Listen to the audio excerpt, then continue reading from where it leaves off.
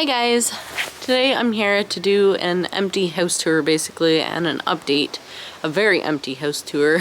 And I haven't seen you guys in a while. I haven't been vlogging because we've been just catching up on some little things that needed to be done before our framing inspection. And we have had our framing inspection, so I'll kind of talk about that in a little bit. But one quick update. We did move the trailer. If you guys follow me on Instagram or Facebook, you'll know that we went camping for a couple days before Thanksgiving weekend. In Canada, our Thanksgiving is in October, and don't mind me, I'm sick. Damien brought it home from school, and luckily we were going camping anyways, so he got a couple days off. So anyways, I wanted to take you through the house and show you what we've done, update you, and go from there. So hopefully I don't forget anything. I'm trying to remember the last time I vlogged. I think it was the roof, like shingles. And today is like the 11th of October. So anyways, let's get started. So you guys know we did the front porch here, and we did put up a couple temporary railings before framing inspection just so he couldn't say anything, because it is a safety hazard if that is more than 2 feet off the deck. So we just threw those up there quickly so that he couldn't say anything. Update on our front door. We opened it wide open. I don't know if you guys will remember, but we actually had studs running along like this, and they were gonna hold 2 side lights, which we still will be doing, but things have changed a little bit. So anyways, as you can see, there is deck boards running along, and that is because the deck board is the same thickness as the insulation, and when you put in your windows and doors, you need something to screw it to or nail to. So that will be happening all the way around all of the windows, and that is why some of the insulation you'll see wasn't done right up to the window, because it has to be cut out anyways. So moving along, as you can see, we replaced our floor. That was a huge task that was daunting, and we wanted it done as soon as possible. We replaced the whole thing instead of just pieces, just to give us a clean slate. We took down all of the walls from this side of the house the last couple days. Kyle was off on holidays, so was Mom, so we just kind of played around. So that's what we've been doing, just working on getting this area cleaned up and prepped. Everything is moved now. Come on. I want to check Rogue and see he answered. He hasn't answered yet. He said this afternoon, okay? His mommy said this afternoon you can FaceTime him. Why? Okay? Can you come outside and look for creatures? Yeah, in a minute, okay? Okay, so we did this because we are going to be starting to remove the floor. So anyways, that is what we're up to. So when you walk in the door, this is my office area or dining area. And as you can see, we have vapor barrier over the windows. It was all stapled, but it's been windy lately, so obviously they came off. We haven't been here in a few days. Normally I go around and restaple them every day. It just helps keep the water out of here because we don't want this ruined. So you guys know that these 2 short walls were here before, and now we've added the upper walls. So here I'm going to be having 2 barn doors slide in like this, and they'll touch each other in the corner here. I'll show my inspiration quickly here. This is the main entry, and we have our closet, which was always there, and then you pan around, and this is our kitchen, dining, and living area. This wall here is actually going to be part of our island. We're gonna have a bar type island on this side, and then countertop and sink and all that on that side. Fridge and stove will be on that wall, and then our dining room table. And then hopefully one day in this cathedral area, we will have a big fireplace there.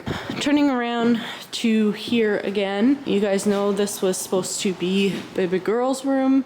There was a big opening here for a pocket door, and we ended up filling that in and pushing the door to the very edge of the room. It makes the space a lot more utilized.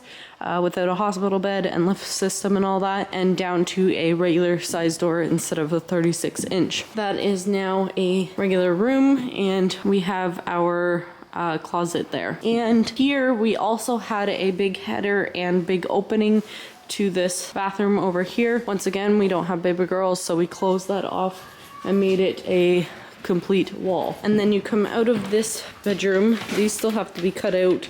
We cut out most of them, just some of them we didn't. And this is the main bath. Things that have changed in here are we had a 6-foot shower for baby girls to roll into on a bath bed. Now this is a 5-foot tub and shower combo.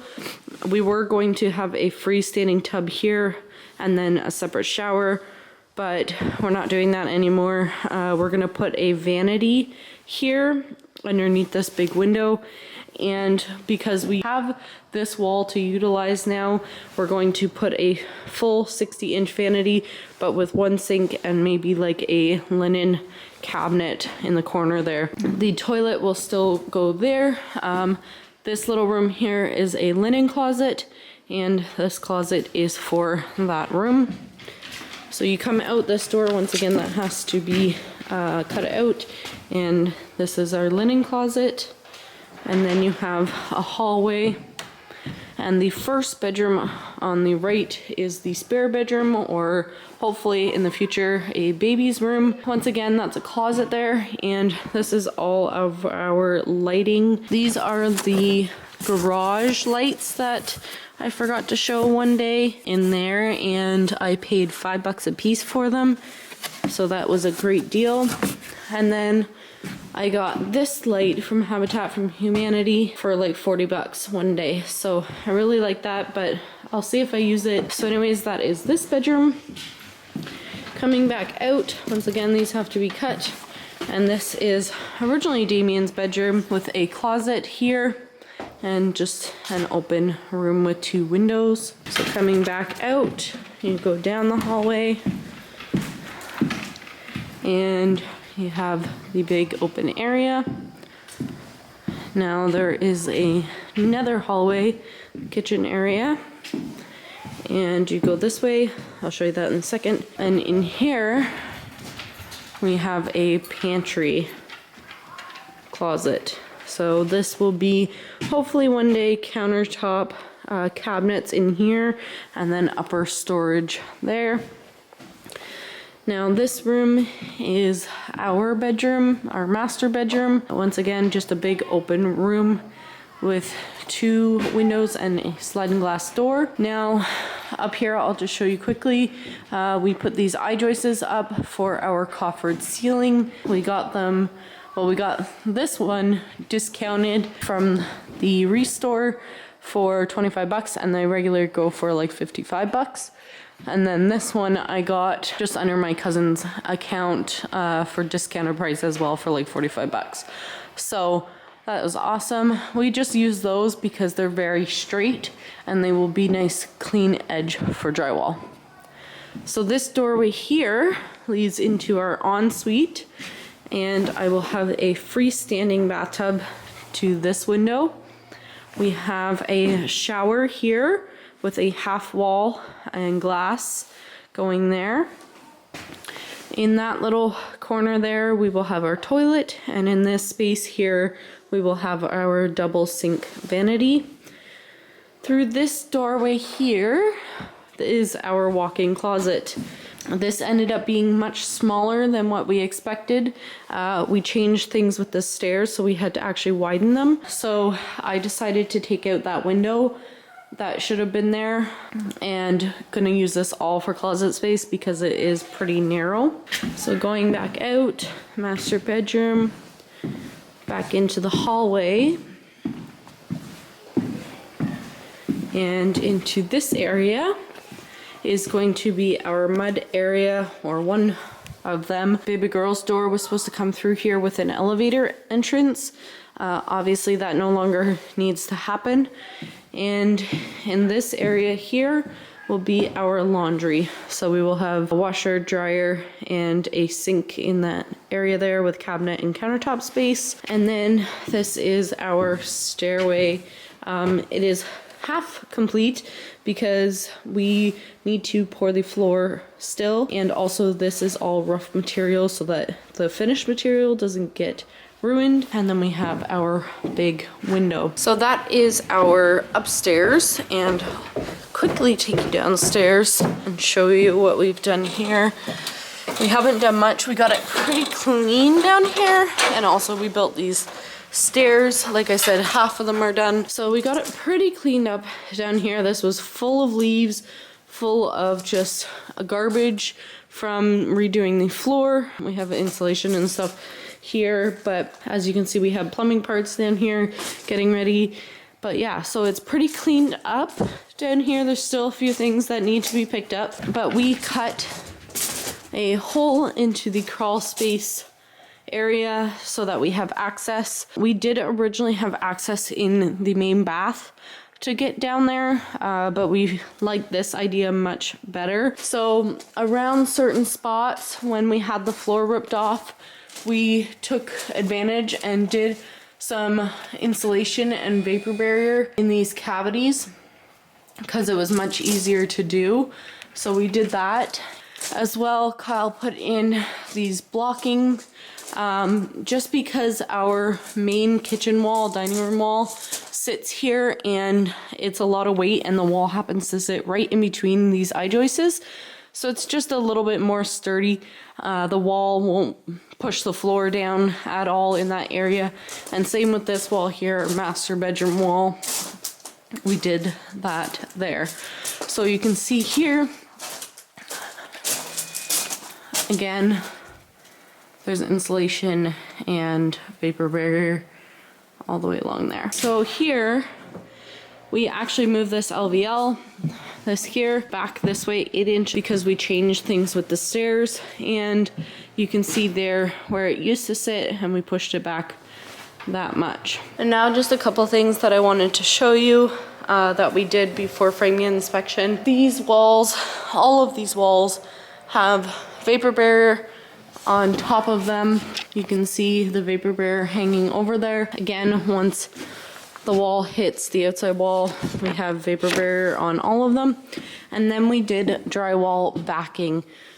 So when your wall hits into another wall, these pieces here are not normally there. So when you have drywall come in and sit on this wall, you need something to screw to. So we did that all the way around. We had to do it up in the trusses. So you'll see there's an edge there so that we can screw strapping to. Once again, you can see here, just scrap pieces to create that corner here for the drywall. Trying to think of what else. We had a checklist and we just kept checking things off before the building inspection was to happen.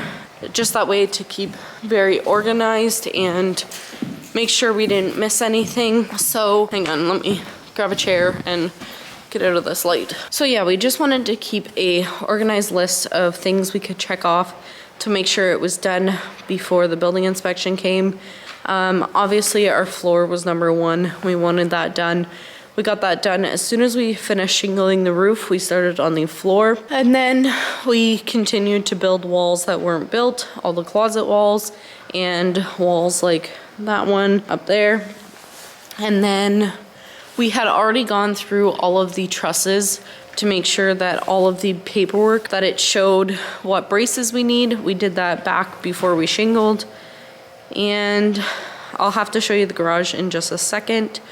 But there was, I think, 3 things that the building inspector mentioned when he came. He was the new guy, and he was actually really, really nice, very personable. He normally works in commercial, so I think that's why the first time I had talked to him, he kind of didn't understand our situation, that we were just a self-build, not a contractor. But he came in, he was very personable, and he kind of looked around, and then he was like, you know what, there's only one major thing that you need to do, and it's not even major, it's just it's not shown on the truss paperwork that you need to put a diagonal brace from each lateral brace. So if I can show you here, there is a horizontal brace that runs across these trusses, and basically it doesn't state in the paperwork that you need to have a diagonal brace come down from this point and attach to the ceiling, or you can go up and attach to the top. So it's not in the paperwork, so he's like, I wouldn't expect you guys to know, but that needs to be done for each point that you see a lateral brace. Just stop. So if this brace ran all the way to an end point, then you don't have to do that, but because there is a blunt end right there, you have to transfer it back down on both points. So that's easy enough. And also on these girder trusses, they are 2 trusses put together here, and once again, it doesn't actually state that in the paperwork, but you need to have a 2x4 that runs up along that edge where they join to just put one on its face, and it creates basically a one single truss. Same with the triple girders. There is 2 webs that you need to do that for, but yeah, so that was pretty much it for that. And now I'll take you to the garage and show you the one other thing that he mentioned that we didn't do, because we did it, we just didn't do enough. In the garage, oh, I should mention, we also got our trailer out of here. So we got this stuff here for really cheap off of a buy and sell site. We got all that stuff for 200 bucks. Most of the cabinets will be used in the garage here, but it came with a sink, a range hood, and a granite countertop, and then also the doors I might be able to refinish and use. Okay, backing up. We put these lateral blockings all the way across 8 feet and 8 feet. Now he said on tall walls like this, it has to be every 4 feet, not just split in half, which actually on our drawings we only showed the one, so I don't know why the building inspector didn't catch that right away. Obviously he knew that we were thorough, and he would probably just catch it when he walked through the house. But anyway, so we have to put another row there and another row there, and then also another row there and there. So that's easy enough. Probably up there as well, every 4 feet. So that'll be done in no time. Also, these walls actually have to be drywalled or plywooded, which really sucks. We didn't know that, but that doesn't actually come until after electrical and everything like that. So that will be done. So that wasn't part of our framing inspection. He just wanted to mention it beforehand. So one other thing he did mention is that in the main bath, we have to put in blocking for a grab bar around the toilet area and in the shower tub area, which we didn't know either. It's code now to just put the blocking. In case someone ever did want to put a grab bar, they can do that. And there's already blocking there so that they don't have to tear apart the walls. So we have to do that, but once again, not that big of a deal. But that was it. So out of this whole house, I say we did pretty dang good, and he thought it was a tremendous job. He knew that we knew what we were doing, and it was just Dad and I and Kyle when he's home. So yeah, we did pretty good, I think, and we were all very nervous for that day to come. We had worried about the floor, we'd worried about the basement, we worried about the trusses, we worried about everything, and it was honestly not that bad. He came in and, you know, he was, like I said, personable and friendly. He was willing to help us out in any way if we needed it. Dad had a plumbing question and he answered it right away, no problem. So yeah, he was really nice to work with. I still would hope that our normal building inspector comes back soon, because he is just an incredible guy. One thing I forgot to mention is we had our grading survey rough certificate done. And what that means is they come in and check all of the points of your foundation to make sure that they were correct to the drawing. and you're not completely off. Because if your foundation is off, that means the grade of your land could potentially be off and create water issues down the road. So he came in, he was here for quite a long time, and we were super nervous about that because we had been putting it off for months and months and months.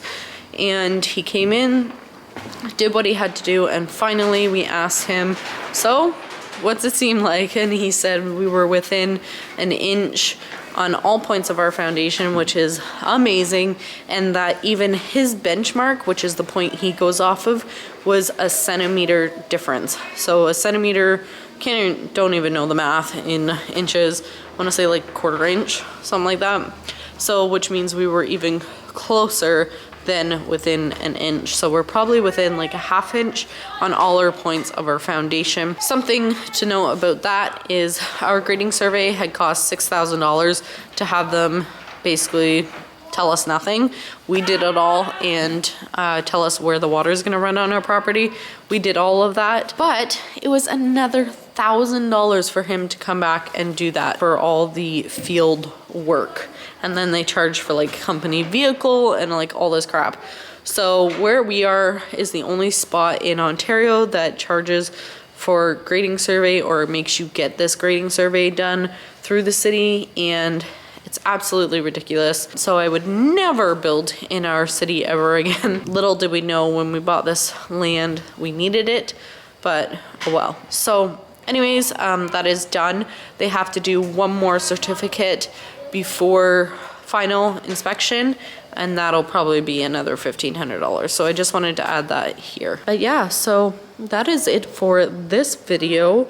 And please give this video a thumbs up for our framing inspection going okay, that it's all good and that we passed. Our next step is plumbing, HVAC, electrical, and windows. So I'll be talking about windows in a different video, and I guess we will see you next time. Thank you so much for watching. Bye guys.